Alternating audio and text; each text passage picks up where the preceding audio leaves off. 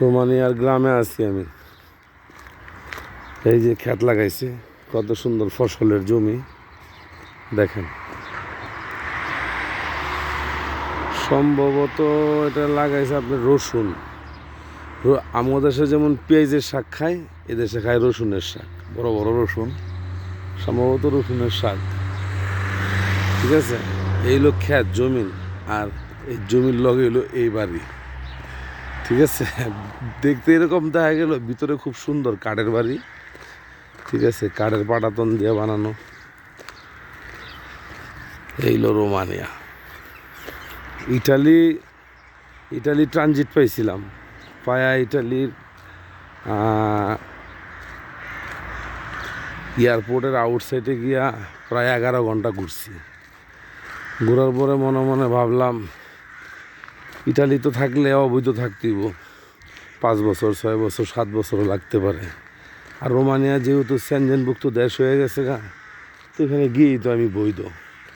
কিন্তু কপাল এতই খারাপ, এখানে এমন একটা কোম্পানি পড়ছে আমার, আল্লাহু আকবার। মনে মনে ভাবছি বড় কোম্পানি, স্যালারি বেশি, থাকা মালিক কোম্পানি, খাওয়ান কোম্পানি, হ্যাঁ, তারপর আপনার ডাক্তার কোম্পানি, গাড়ি ট্রান্সপোর্টেশন কোম্পানির। তো চিন্তা করলাম, তাহলে আর আমি অন্য দেশে গিয়ে কী করবো, তাহলে আমি এখানেই থাকি। ইটালির থেকে আবার রিটার্ন আইছি এখানে।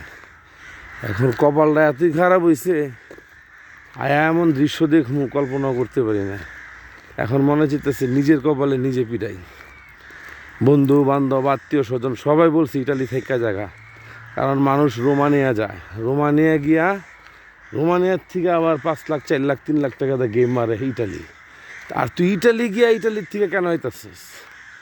আমি একটাই চিন্তা করছি যে আমি যদি এখন এখান থেকে যাইগা, আমার একজনের যাওয়ানোর কারণে শত শত লোকের, হাজার হাজার লোকের ভিসা পাইব না।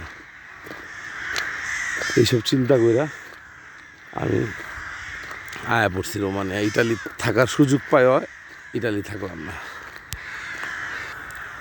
আর এটা এমন একটা জায়গা, এটার চতুর্পাশে পাহাড়, শুধু পাহাড় না, আকাশের সাথে লেগে রয়েছে এক একটা পাহাড়, এত এত বড় বড় পাহাড়।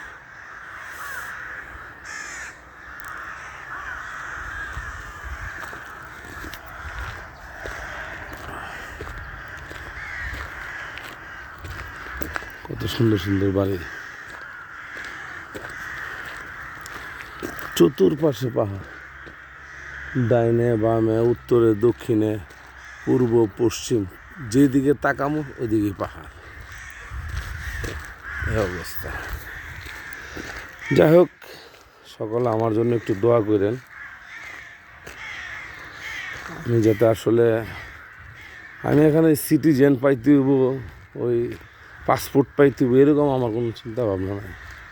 আমি আসলে আসছি মূলত বাংলাদেশে করতাম একটা ছোটোখাটো ব্যবসা, ওই ব্যবসা দিয়ে যা ইনকাম হইতো তাতে চলতে পারতাম মোটামুটি, কিন্তু ওরকমভাবে না আর কি, ছেলে মেয়ে আছে। তো যাই হোক, এখন আপনারা একটু দোয়া করেন আমার জন্য, যাতে আমি এখানকার টিআরসিটা পাই, যাতে আমি অন্য একটা কোম্পানিতে ঢুকতে পারি, 2-5 বছর যাতে আমি কাজ করতে পারি। এটাই আপনাদের সকলের কাছে আমার দোয়া। আসসালামু আলাইকুম।